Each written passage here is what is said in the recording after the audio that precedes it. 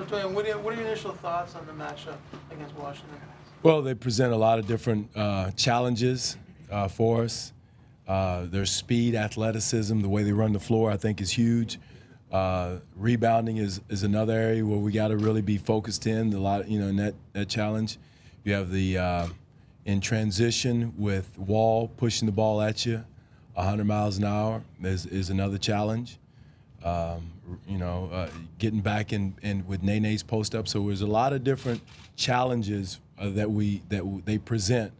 We, on the other hand, offer a lot of challenges to them, the way we want to play. And so it's a good matchup. They're a very good team, very playoff-ready team, playoff-made team, physicality, size, speed, a lot of things that you need in the playoffs. How would you read into the success that you guys had against them during the season? Different year, different season, different team. You'll see different faces. You'll see different energy levels. You'll see different defensive ability approaches that you didn't see in the regular season. So you can throw a lot of that out the window. Again, we had some success, but we can't rely on that to repeat itself. At this time of year, playoffs are a different animal, and it's got to be that way for us also. I think they were ranked 5th in the league defensively. What is it they do well specifically? Well, Gartad is an excellent rim protector. They do a good job of getting out and pressuring the ball, starting with Wall. His speed and quickness that he has defensively is good. Porter's an excellent defender. Rasul Butler's an excellent defender. Pierce is a smart defender. And Gortat, again, protects the paint. So they do a lot of things individually that, and they have good length. That's another thing, too, Eric, that they present. So, again, we'll see different schemes, different things that they'll do, with their defense. You've spoken all season about patience, particularly with Terrence and Jonas. This is their second playoff go-around now. Is that patience, are you going to limit that patience a little bit, or do you, as even DeMar was saying, you don't have to say anything to particularly Ross. He knows what he has to do now. Everybody knows. I mean, again, somebody asked it last night, how last year would benefit us this year. It will help us tremendously. It won't be. They'll know that feeling going in tomorrow. They know what to expect. So you don't have to say anything. As far as short leash or no, guys have to play their game. If guys go out and make a multitude of mistakes, yes, they'll come out. But again, we have to play. And there's a fine line between freedom and being tight. So we want to make sure we play our game and make sure we execute on both ends of the floor. Be where we're supposed to be defensively, and do the things we have to do offensively, spacing, screening, timing on our cuts, stuff like that on the offensive end. Dwane, what do you make of Paul Pierce's comments that the team doesn't I don't make nothing whatsoever. First of all, he's got to define it. There's a lot of it possibilities. So again, I take it with a grain of salt. I mean, you're going to hear a lot of different things, and you can make things say a lot of different things, especially this time of year. I heard one of the writers say yesterday, we're looking for something to write about. Believe me, you'll have a lot to write about with a lot of interview times, going around. So nothing whatsoever. Dwane, how would you compare the two backcourts? Certainly among the two best in the East. Well, two excellent. You got Wall and Beal. You got DeMar and Kyle. Two excellent matchups. Both have strengths and weaknesses to offer, and so it'll be a matchup that you have to really look at and see, and that's what makes the playoffs so exciting, is the fact that there's a lot of matchup possibilities you can look at.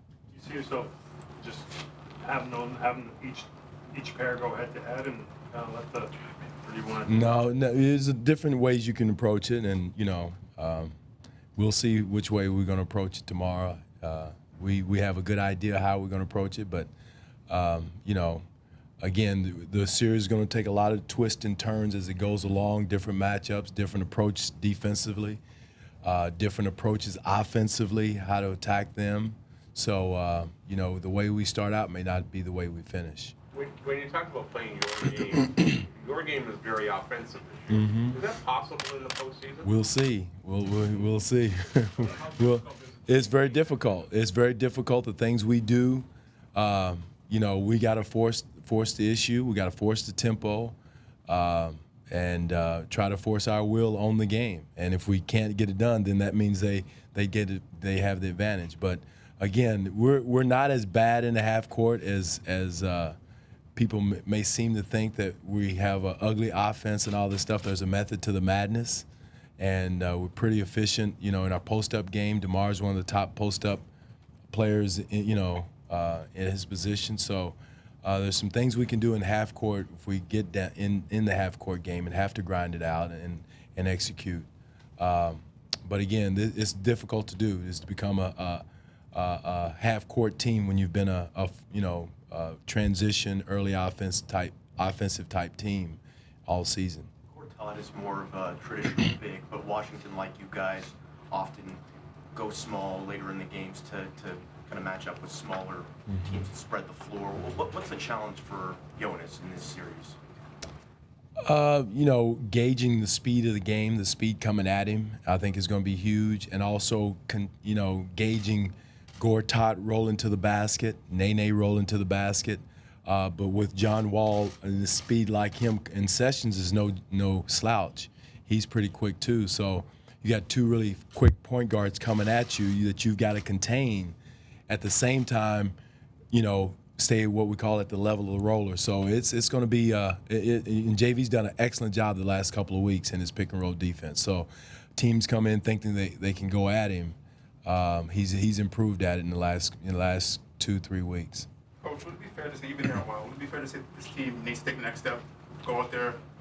We take what the game gives us. We got to earn that next step. The next step, and I said this at the beginning of the year, whatever that next step is, it sounds kind of like what Paul Pierce said. Whatever it is, it's one of the hardest steps that you can take in sport, is to go from a hungry, getting their team now to become an elite team. So, we're going to have to earn it. This group is going to have to come in and earn every inch of the playoff series that we're going into.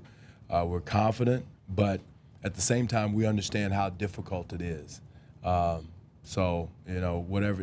I don't know if it answers your question or not, but that's where we are. You say making the second round, it has to be accomplished this season. No, I'm not saying that. No, if we got to earn it to get there, but that doesn't make or break our season.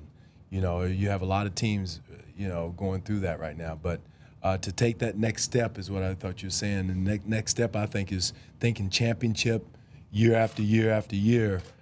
We've got to still take that next step to get there and to earn it. How is the energy in your locker room and mindset different this year compared to last year? Unfortunately, it's like, okay, we've been there before. Okay, we know it. So it's a one of, okay, we've done it before. So it's a little bit more confident. And last year was a little bit more excited. The city was really excited about the playoffs. Now it's kind of like, let's get. And we're not in that position to do that. We've got to make sure we focus on here and now. The Washington Wizards are our number one focus, challenge. They have a Hall of Famer on their team who's been there multiple times in Paul Pierce. So there's a lot of, it's a different mindset right now than it was last year. And we've done it before. We're not, we're not intimidated, or we're not overly excited. So, but again, we've got to make sure that doesn't get us, complacent. We still got to be the hungry team. What do you think will be stranger for you, 7 games against Jason last year, or maybe 7 against Randy this year, your former assistant? I'm not thinking about losing, first of all. Okay, so that's a bad analogy. But don't think about that. If he and I played one-on-one, I think I could beat him. So it's not about Randy, or it's not about Jason Kidd. It's not about, so it's about the Washington Wizards versus Toronto Raptors, the way I look at it. And I'm not trying to be smart aleck, but that's the way it is. It's not, it's not Dwane Casey versus Randy Whitman. I wish it was. Dwayne, the last 2 weeks, in terms of how important they were for you guys, how much better do you feel now than you did even 2 weeks ago? I feel a lot better defensively than I did 2 weeks ago. I think our defense has taken a huge step. It's almost like the light switch came on after working on it so much to nauseum, talking about it to nauseum as far as defense is concerned. Still areas that we got to clean up, but we've taken steps in the last couple of weeks, 2.5 weeks, defensively, of tightening things up and doing a little bit better than we were. I mean, there for a while it's like a layup drill with nobody in the gym but the other team. So, but now it's much different. How much does a guy like Lou Williams' experience add to you this time around? It should add a lot because Lou's been there before. His experience in playoff situations, he's been probably the furthest of most guys in the locker room in the series, in a series. He scored at a high level in a series. So that confidence should, pay dividends. DeMar's obviously been at a great level the last 6 weeks. Kyle's maybe showing some signs of getting back to where he was. What kind of luxury would it be for you if those guys could both be at the top of their games? It'd be a really good luxury because it means we're scoring efficiently, the way we want to score, whether it's half court or transition. That again, the playoffs are about countering what they're going to approach us with. There's different things they can do to try to take us out of some things, and we've got to be ready to counter that on the court, on the fly, read it from a DeMar standpoint, read it from Kyle's standpoint, and then the other players have to kind of be in the right spot to help them out if they throw something else at us. So, but it's great. I love what Kyle did last night, getting his shooting touch, getting his sea legs back, conditioning. And then DeMar's been playing that way for a little bit right now. Have you had them both playing at their?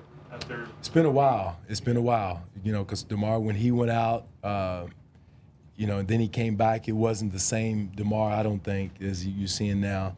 And Kyle was kind of rolling a little bit. And then when DeMar came back, Kyle kind of tailed off a little bit. So it's been a while since those two have been clicking at a high level the way that, they did last night. Over the 6-week stretch for DeMar, what do you think has been the biggest improvement in his game? Passing. I think his reading the situation, reading how the defense is playing him, what they're trying to take away has been huge. And that's been a luxury because now he's getting Tyler buckets, he's getting JV buckets, and making them pay for cheating off of them, and he's reading that situation very well. So he's made teams pay for not really guarding Tyler or not guarding Jonas. Do you think some of that could have been a result of all the time he had to watch this team? I mean, where guys. I think so. You take a step back. He came and bothered us on the film sessions and nagged us a little bit. So, but that could have helped him, just taking a step back and not being under pressure to read those situations. Which is good. When you mentioned Tyler, how much does he factor in this year, and based on especially the way he's played him?